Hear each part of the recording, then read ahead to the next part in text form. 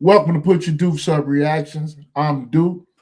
I want y'all to see this nonsense about this boy that killed his own parents. React to this with me. Please like, subscribe, and share. Thank you. Let's look at this now. There you go. Do it again,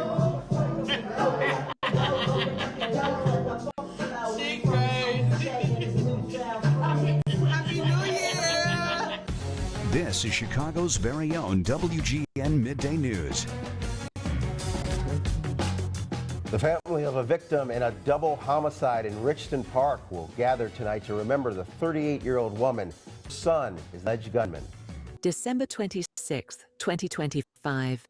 Two 911 calls come in, minutes apart, same address. First call, a mother, scared, needing help.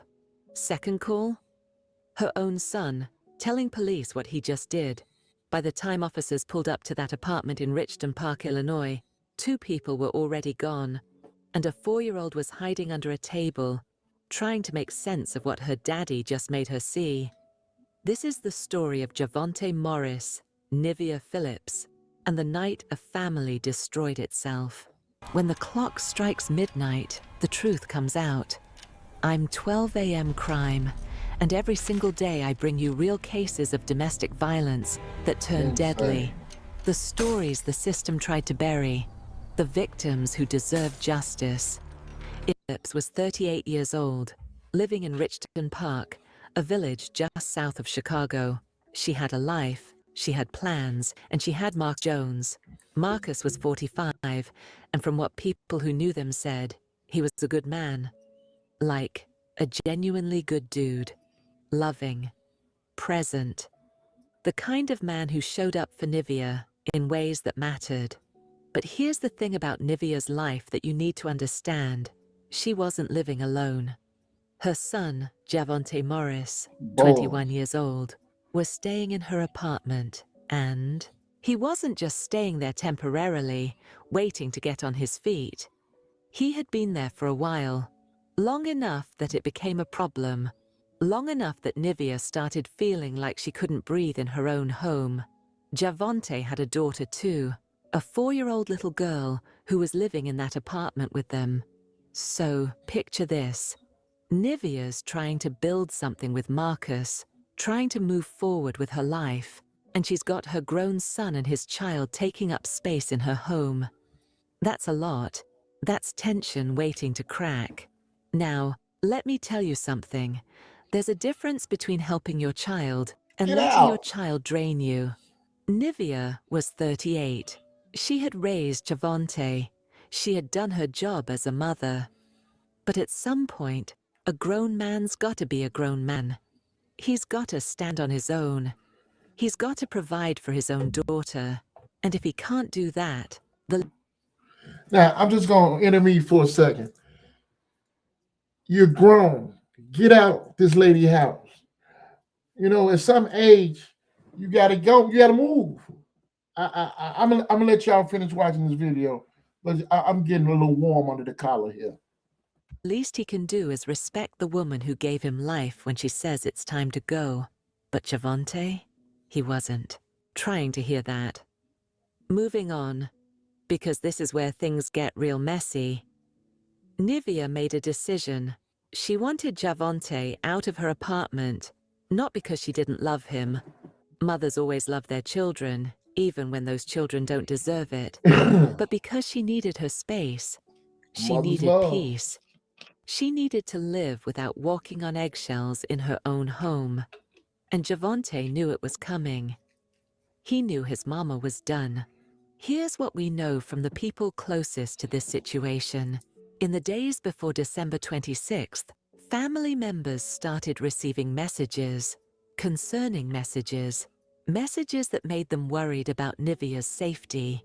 These weren't vague, "I'm upset" type messages either.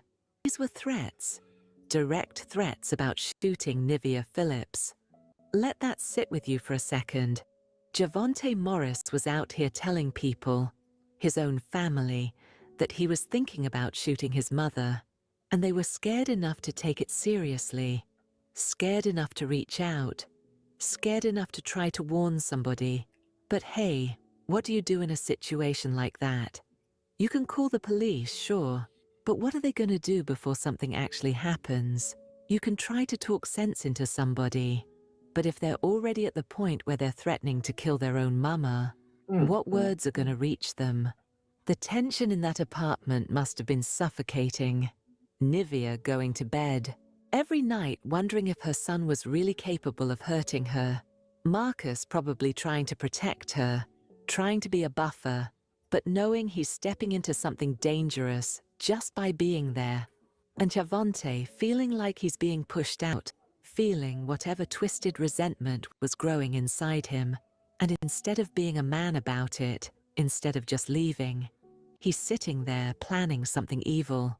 Girl, the days leading up to December 26th must have felt like holding your breath underwater, waiting to see if you're going to make it to the surface. Christmas had just passed. 2 days earlier, people were probably trying to celebrate, trying to keep some kind of normalcy despite everything falling apart. Maybe they opened gifts. Maybe they pretended things were okay. But underneath all of that, everybody knew something was coming. December 26th started like any other day, but it wasn't going to end that way. Because when you ignore warning signs, when you hope things will just work themselves out, when you pray that someone you love won't actually do the terrible thing they said they would do, sometimes you end up being wrong. And on this night, in this apartment on Jackson Court in Richton Park, all those warnings, all those threats, all that fear that family members had been carrying, it was about to become real. The exact details of what sparked the final argument aren't completely clear, but what we do know is this. Nivea Phillips was trying to get Javante out. She was attempting to remove him from her home. That's what this came down to. A mother telling her grown son that he couldn't live with her anymore. That's it. That's what cost 2 people their lives. Around 6:30 in the evening, Nivea called 911. She needed help. She needed somebody to come to that apartment and make her son leave before things got worse. But here's the tragedy. It was already too late. Whatever was about to happen was already in motion. The call went through, but the help wasn't gonna arrive in time to stop what Javante had about to happen was already in motion. The call went through, but the help wasn't gonna arrive in time to stop what Javante had already decided to do. Minutes later, another 911 call came in from the same address. This time, it was Javante Morris on the line. And he wasn't calling for help. He was calling to report a shooting, his own shooting, the shooting he had just committed. Think about the coldness of that, the calculation. Now, did you just hear that? This bum called the police and literally told on himself. Why you just to shoot yourself in the head? Get it over with. Come on, man. You just shot 2 people, and you're calm enough to pick up the phone and call the police yourself. Make it make sense. So let's talk about what actually went down in that apartment on Jackson Court. The argument between Javante and Nivea escalated. Not just a normal mother-son disagreement. This was the kind of confrontation that happens when months, maybe years, of tension finally explodes. Nivea was trying to remove him from the home. She had reached her limit. She wanted him out, and she was making that clear. Marcus Jones was there too. He was Nivea's man, and he wasn't about to just stand by while this situation got out of control. But here's the thing. When you step into someone else's family drama, especially when it involves a grown man who's already made threats, who's already told people he's thinking about shooting his own mother, you're putting yourself in danger. Marcus probably knew that. He probably stayed anyway, because that's what you do when you love someone. You protect them, even when it cost you everything. The fight moved to the bedroom. That's where it happened. That's where Javonte Morris made the decision that there was no coming back from. He had a gun. And instead of walking away, instead of being the bigger person, instead of just leaving like his mama wanted him to, he started shooting. 5 shots, 5 shell casings left behind in that bedroom. 5 times Javonte pulled that trigger. Nivea Phillips, 38 years old, the woman who gave him life, was hit multiple times. Marcus Jones, 45 years old, a man who was just trying to live his life and love this woman, was hit multiple times too. Both Real man stand up. You get a decent brother, find somebody to fall in love with, and here it is, you got her child, her seed, who she don't want to let go, turn around and do this. I can relate to this so much. Been in this situation so many times, but blessed I didn't get killed. Thank God. of them went down in that bedroom. Both of them were gone before help could even arrive. And the whole time, Javonte's 4-year-old daughter was somewhere in that apartment, listening to the gunshots, hearing her grandmother screaming, Wow. watching her whole world fall apart in real time. But Javonte wasn't done yet. After the shooting, after he had just murdered 2 people, he didn't stay there. He didn't try to help. He didn't break down in shock or regret. No, he walked out of that apartment, left the gun in the living room, left his daughter in there with 2 dead bodies, and he called 911 like he was reporting something that just happened to occur, not something he caused. The operators kept him on the phone while officers rushed to the scene. And Javonte? He just walked away from Jackson Court, away from what he'd done, and posted up behind a garage on Canterbury Court, less than a mile away, just standing there, waiting. When police pulled up to that apartment complex in Richton Park, neighbors were already outside. They had heard the shots, loud, unmistakable. One neighbor later said the screams were what really stuck with them, not just the gunfire, but the screams that came with it. Officers entered the apartment, and what they found was every first responder's nightmare. 2 bodies, Nivea Phillips and Marcus Jones, both unresponsive, both with multiple gunshot wounds. The bedroom was a crime scene. Blood, shell casings, the aftermath of rage Who and does violence. that? But then they heard something, movement, crying. A child. And leave your They found child. Javonte's 4-year-old daughter hiding under a table, unharmed physically, but traumatized in ways that child is going to carry for the rest of her life. She was scared. She was alone. She had just witnessed her father kill her grandmother and Marcus Jones, and now she was surrounded by strangers, trying to process what she had just lived through. The officers tried to comfort her, tried to get her somewhere safe, but they also needed to know what happened. And this baby, this 4-year-old, had to tell them. She had to put into words what her daddy did. She told them there was an argument. She told them her grandmother was trying to make her father leave. She told them her daddy shot her grandmother. She told them her daddy shot Marcus too. Period. A 4-year-old had to be a witness to her own father's evil. Child. The evidence told the same story her words did. 5 shell casings recovered from the bedroom where Nivea and Marcus were found. A High-powered coward. You understand me? I'm gonna get back to the video, but this one here is tough, y'all. You gotta understand. But I'm gonna let y'all watch it. handgun sitting in the living room, right where Javonte left it after he was done. No attempt to hide it. No attempt to cover up what he'd done. Just left it there like it was nothing.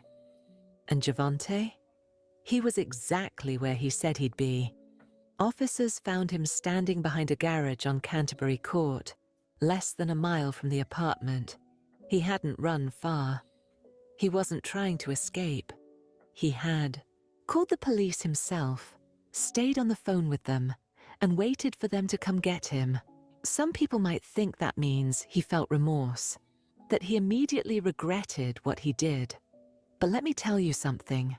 Remorse doesn't shoot someone 5 times. Remorse doesn't leave a 4-year-old in an apartment with dead bodies.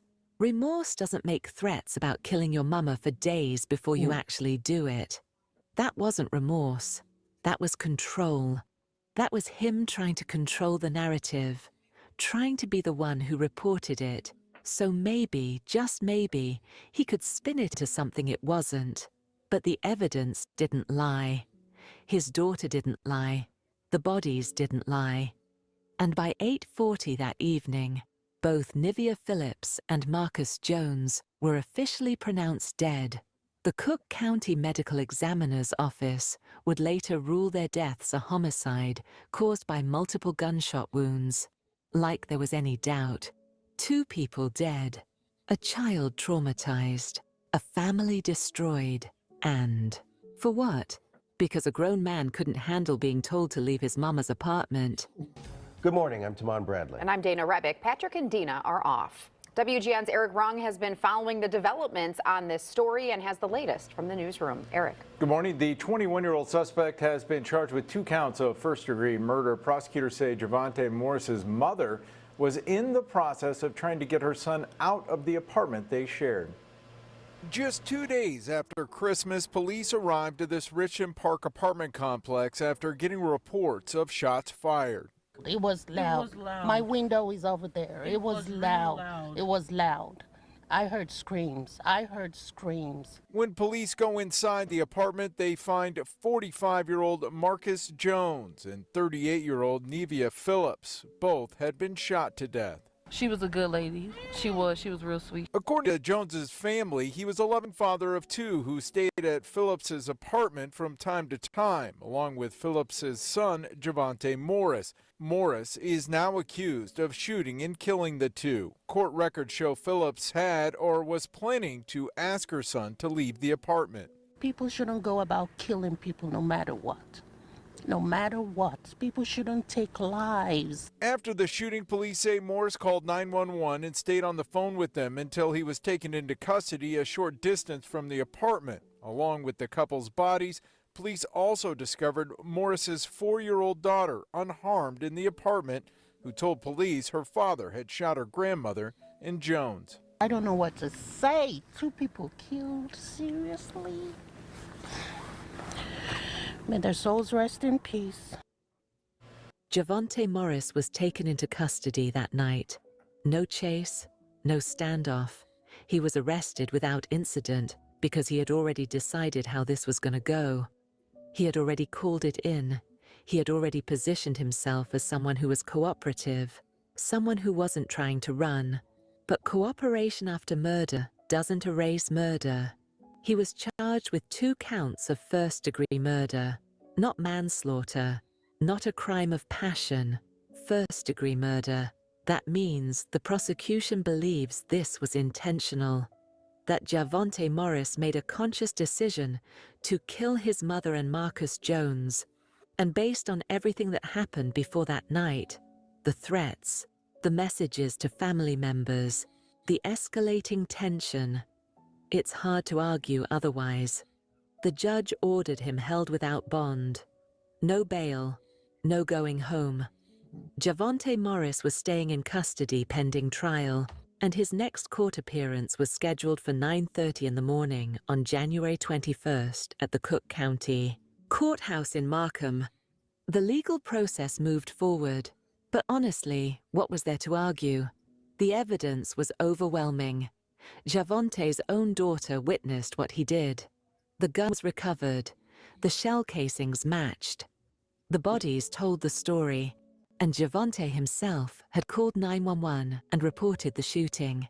His court date was set for January 21st, 2025 at 9:30 in the morning at the Cook County Courthouse in Markham. He appeared before the judge, facing 2 counts of first-degree murder, and the judge made it clear there would be no bond. Javante Morris would remain in custody as this case moved through the system. The prosecution had everything they needed. This wasn't going to be a mystery. This wasn't going to be a case where they had to piece together what happened. They had a witness. They had physical evidence. They had motive. Nivea had been trying to get her son out of the apartment, and instead of leaving, he killed her and her boyfriend. But let's talk about what this really left behind, because 2 bodies and a murder charge don't tell the whole story. That 4-year-old girl, she's going to grow up knowing her father killed her grandmother. She's going to grow up with the memory of hiding under that table, hearing gunshots, seeing things no child should ever see. Therapy can help. Love can help. But some trauma runs so deep, it becomes part of who you are. She lost her grandmother that night, but in a way she lost her father too. How do you ever reconcile that? How do you ever feel safe again when the person who was supposed to protect you was the same person who destroyed your family? Nivea Phillips never got to see what her life with Marcus could have been. She never got to experience the peace she was fighting for. She spent 38 years on this earth, raised a son, tried to do right by him, and in the end, that same son took everything from her. She was trying to set a boundary. She was trying to reclaim her own space, her own happiness, and it cost her her life. Marcus Jones was just trying to love somebody. That's it. He was 45 years old, described by people who knew him as loving, as present, as a good man. He stepped into Nivea's life, and he stepped into her situation with her son, and he paid for it with his life. He didn't pull a trigger. He didn't make threats. He was just there, and that was enough for Javonte to kill him too.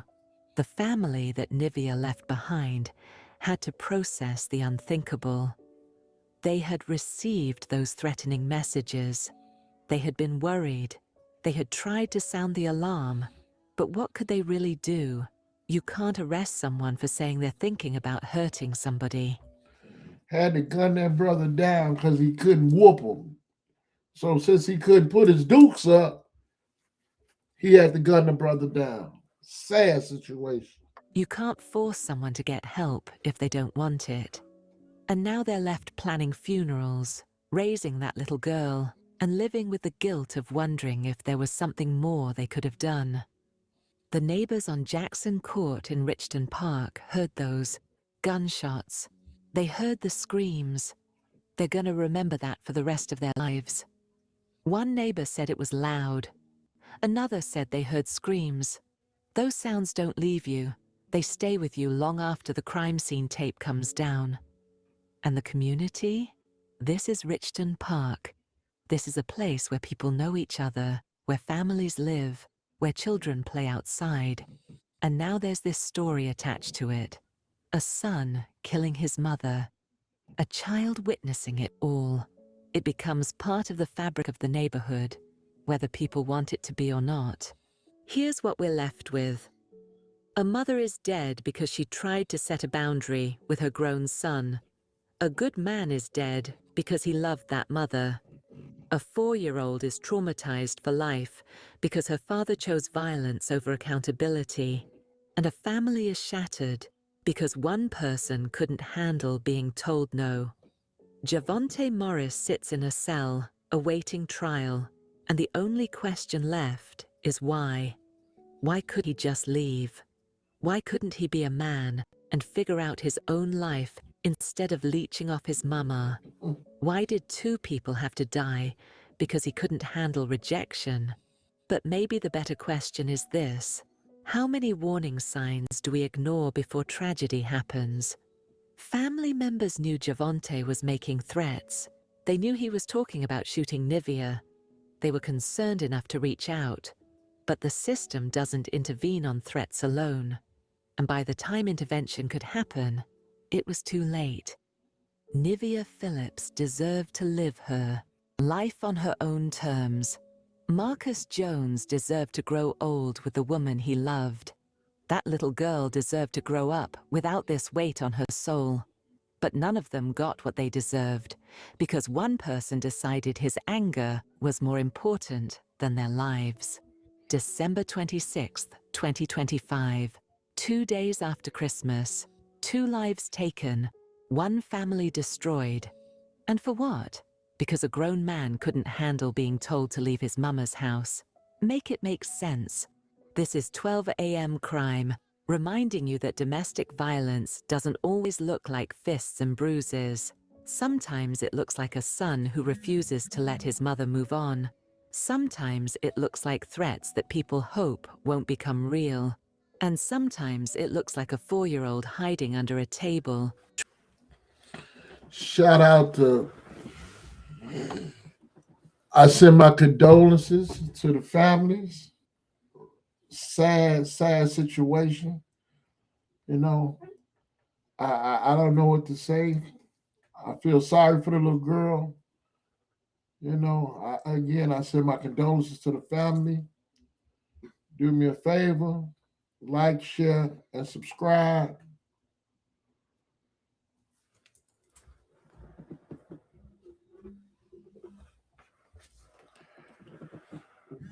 Comment, like, share, and subscribe.